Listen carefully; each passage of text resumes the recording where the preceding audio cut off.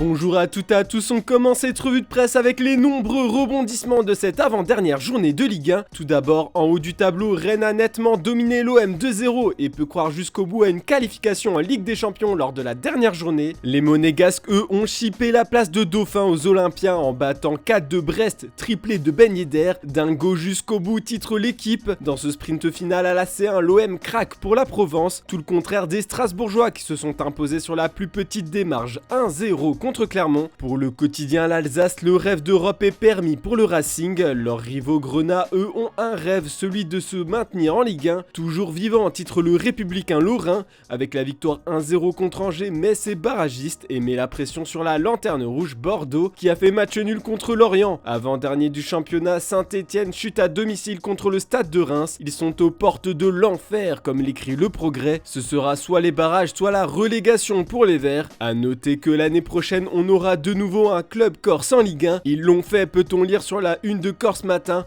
Opposé au champion toulousain, l'AC Ajaccio s'est adjugé une victoire 1-0 pour remonter dans l'élite lors de l'ultime journée de Ligue 2. Direction le Portugal et plus précisément Porto, les champions de Primeira Liga ont fait la fête avec leurs supporters à l'Estadio do Dragao. Pour ne pas gâcher les festivités, les hommes de Sergio Conceição ont battu Estoril 2-0. Avec cette dernière victoire, le FC Porto termine le championnat avec 91 points, un nouveau record absolu salué par toute la presse du pays. Champion des champions, titre record. Ni Porto ni les autres clubs portugais ont eu autant de points pour clôturer le championnat. Cette équipe rentre donc dans l'histoire. Un titre en apothéose pour Ojogo, bleu vif, écrit Abola. Attention, ce n'est pas le dernier match de la saison. Le coach portugais a rappelé à ses troupes en conférence de presse qu'il reste une coupe du Portugal à aller chercher dans une semaine contre Tondela. On part en Italie maintenant. Le Corriere dello Sport ouvre ce matin l'actualité avec le match nul 1-1 de la Roma contre Venise. Les joueurs de José Mourinho se sont cognés à un mur. Ils ont tiré 46 fois et n'ont marqué qu'un seul but. Ce qui intéresse aussi la presse transalpine, c'est le possible dénouement final du duel à distance entre les deux Milan pour le titre. Comme l'explique la Gazzetta dello Sport, l'AC Milan peut être sacré champion aujourd'hui s'il marque plus de buts que l'Inter face à l'Atalanta, mais Inzaghi et l'Inter y croient encore. De plus, Lautaro Martinez est parti à la chasse aux 20 buts en Serie A pour souligner sa bonne saison. On peut aussi lire dans les colonnes du journal au papier rose que l'offre de contrat de la Juve pour Paul Pogba est prête.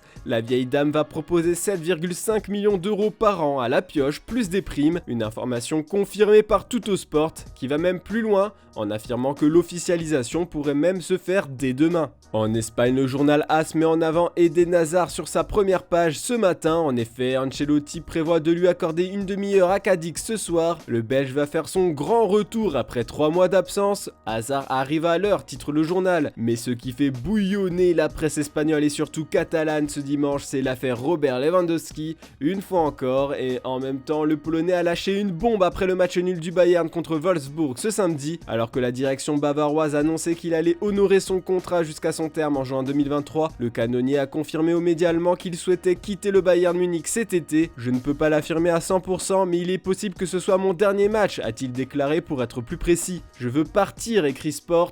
Adieu Bayern, titre Mundo Deportivo. Pour les deux médias, c'est sûr, Robert Lewandowski va faire parler la poudre au Camp Nou la saison prochaine. Attention, en représailles, le Bayern compte bien shipper une star au Barça. Sport révèle ce matin que le club bavarois est entré dans la course pour signer Dembélé. Pour rappel, le Français n'a toujours pas renouvelé son contrat avec le FC Barcelone. Il est libre de signer où il veut en juin, peut-être au Bayern, lui qui connaît très bien le championnat après avoir fait le bonheur de Dortmund.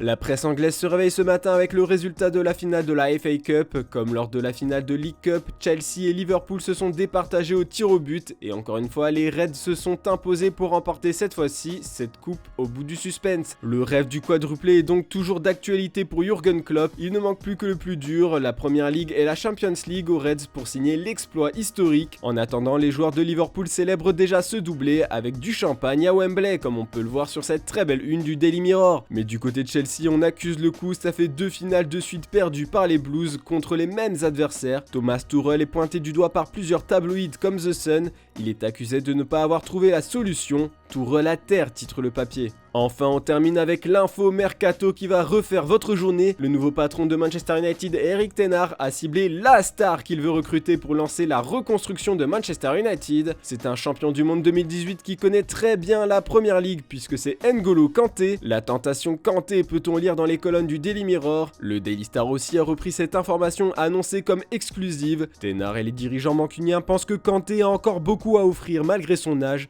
et qu'il peut ajouter de la qualité à un milieu de terrain qui manque de sérieux. La star anglaise de West Ham, Declan Rice, a également été évoquée pour un transfert à Old Trafford, mais l'énorme somme de 150 millions de livres exigée par les Hammers a refroidi le club du nord-ouest de l'Angleterre. Voilà, c'est tout pour ce dimanche, on se retrouve demain matin pour une nouvelle revue de presse. Ne manquez pas à 16h une nouvelle vidéo retraçant la très jeune mais déjà très belle carrière de Karim Adeyemi, la nouvelle pépite allemande qui a signé à Dortmund. Je vous souhaite une très bonne journée à toutes et à tous.